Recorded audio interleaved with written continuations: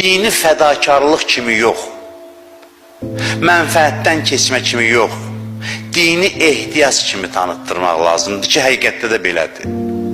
Din həyati bir ehtiyacdır, zərurətdir. Biz din təbliğini belə başlamalıyıq, istənilən adama. Universal dildə danışaq, insana müraciət eləyək. İstənilən insana belə başlayaq din təbliğ eləməyə. Din sənə xeyrindən keç demir bir kəlmədə. Din sənə deyir ki, xeyrə çat. Din sənə demir xeyrindən keç. Din deyir ki, bütün xeyirlərə çatdırım səni.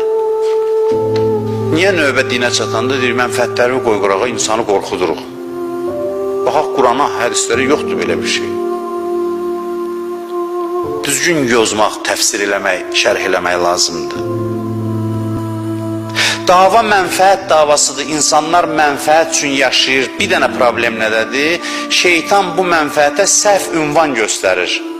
Bir xeyrin bundadır. Xeyrin yerini çaşdırır sadəcə. Yoxsa ki, hamı xeyrinin dalıcadır. Heç kəs bir hünər eləməyib ki, nəsə bir mənəvi iş görüb. Hamı öz mənfəətinin dalıncadır. Məsələ bundadır ki, o xeyrə ünvanı düzgün təyin etmək. Şeytan sənin mənfəət adı ilə ziyana uğradır. Elə dünyadaykən.